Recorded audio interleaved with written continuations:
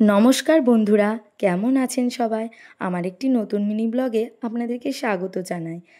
সকাল 7টা মতো বাজে আর মেয়েকে স্কুল দিয়ে বাড়ি ফেরার পথে কিছু শিউলি ফুল কুড়িয়ে নিয়ে এলাম। বেশ ভালো লাগে জানো, শিউলি ফুল গন্ধটা খুব সুন্দর লাগে। আবার যথারীতি কাজ বাজ সেরে স্নান সেরে চলে গেলাম মেয়েকে স্কুল থেকে আনতে। তো এই যে বাড়ি ফেরার পথেই মেয়েকে নিয়ে মেয়ে দোকান থেকে নিয়ে নিল একটা চিপস। আর জানেন তো, আমারও দোকানে গিয়ে এরকম টুকিটাকি নতুন কিছু দেখলে বেশ খেতে ইচ্ছে করে, তাই আমিও একটা নিয়ে নিয়েছিলাম সল্টেড বাদাম। তো এই যে দুজনে মিলে খেতে খেতে চলে এলাম। তারপর বাড়ি ফিরে এই যে মেয়ের জন্য ভাত করে রেখে গিয়েছিলাম, সেদ্ধ ভাত, আর একটা তার সাথে ডিম ভেজে নিলাম, অর্ধেক করে নিলাম। মেয়ে আমার গোটা একটা ডিম ভাজা খেতে চায় না, এই জন্য এই যে খাওয়াতে বসবো আর মেহেন্দি বলে এ দেখো হাজির। খেতে বসে অনেকটাই বেশ দেরি হয় ওর।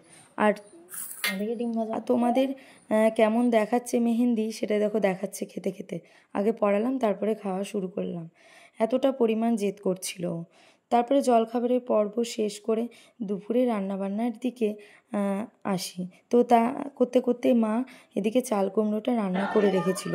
চাল কুমড়োটা মাই করেছে, কারণ মেয়েকে খাওয়াতে খাওয়াতে বেশ দেরি হচ্ছিল বলে।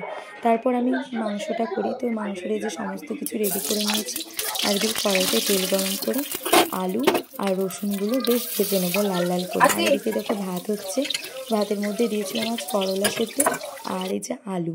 তো এদিকে দেখো আমার আলু আর রসুনগুলো বেশ লাল লাল করে ভাজা হয়ে গেছে। এদিকে মাংসটাও ম্যারিনেশন করে নেব, জিরে গুঁড়ো, লঙ্কা গুঁড়ো, আদা বাটা দিয়ে ভালো করে ম্যারিনেশনটা করে রাখি। এক এক দিন এক এক রকমভাবে রান্না করি। তো আজকে একটু ম্যারিনেট করে নিয়েছিলাম, এদিকে দিয়ে দিয়েছিলাম হলুদ গুঁড়ো। তো ভালো করে মাখিয়ে রেখে দেবো। আর এদিকে তেল গরম হয়ে এসছে দেখে একটু সামান্য চিনি দিয়ে দিই, কারণ কালারটা ভালো হয়। এটা আমার মায়ের কাছ থেকে শেখা। তারপর রসুন থেঁতোটা, পেঁয়াজ কুচিটা একসঙ্গে দিয়ে ভালো করে নাড়াচাড়া করে আস্তে কমিয়ে ঢাকা দিয়ে দিয়ে একটু ভেজে নেব। ঢাকা দিয়ে দিয়ে ভাজলে বেশ পেঁয়াজটা নরমও হয়ে যায় আর তাড়াতাড়ি হয়, সেজন্য এদিকে একটু দিয়ে দিয়েছিলাম কাশ্মীরি লঙ্কা গুঁড়ো, কালারটা বেশ ভালো আসে সেজন্য। তো মাংসটা এদিকে ম্যারিনেট করে রাখছি। আর এদিকে দেখো মেয়ে স্নান টান হয়ে গেছে। তো নিজে নিজে এখনও সাজুগুজু করতে পারে, নিজে নিজে ক্রিম মাখবে, চুল আঁচড়াবে, তো এগুলোও নিজে নিজে করছে। তো কিছুতেই আমার মুখটা দেখাবে না। তো তারপরে দেখো একটা আপেল কাটা ছিল, সেটা আমি খেয়ে নিচ্ছি। তখন 12:30 মতো বাজে। দুপুরবেলা বেশ টুকটাক এই রান্না করতে করতে মুখ চলে, বেশ ভালো লাগে খেতে টুকিটাকি। তো তারপরে এই যে পেঁয়াজটা দেখো বেশ ভালো হয়ে গেছে, লাল লাল করে ভাজা হয়ে গেছে। তারপরে আমি এই ম্যারিনেট করা মাংসটা দিয়ে দেবো।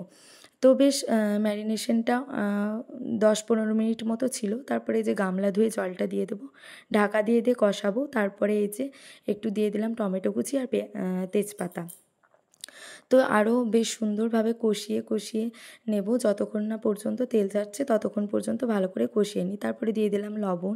এই লবণটা একটু অল্পই দিলাম, কারণ জল দেওয়ার পর আবার লবণ দেবো বলে সেই পরিমাণ বুঝে লবণটা দিয়েছিলাম। তারপরে যে ঢাকা দিয়ে দিয়ে কষিয়ে নেব।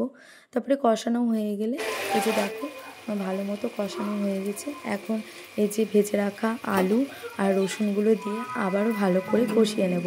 তো যতক্ষণ পর্যন্ত ভালো করে তেল না ছাড়ছে ততক্ষণ পর্যন্ত ঢাকা দিয়ে দিয়ে কষিয়ে নিই। আর এদিকে দেখো প্রেশার কুকারে জলটা গরম করতে দিয়ে দিয়েছি।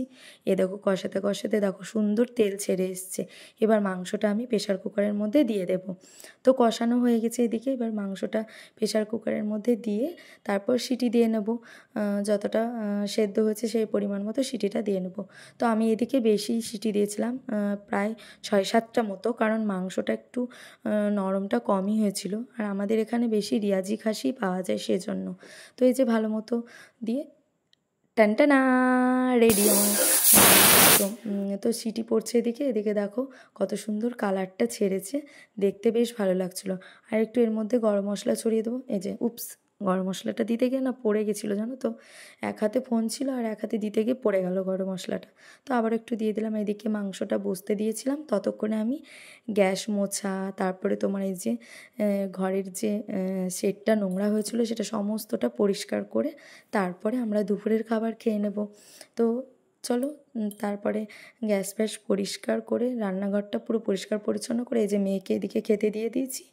আর এদিকে মেয়ের খাওয়া শুরু হওয়ার পরে পরে আমরাও খেতে নিয়ে নিয়েছিলাম। এদিকে এই যে করলা সেদ্ধ দিয়ে ভাতটা খেতে যা লেগেছিল না, অনেক দিন পর খেলাম, খুব ভালো লেগেছে। তো চলো আজকের মতো ভিডিওটি এখানেই শেষ করছি, দেখা হবে।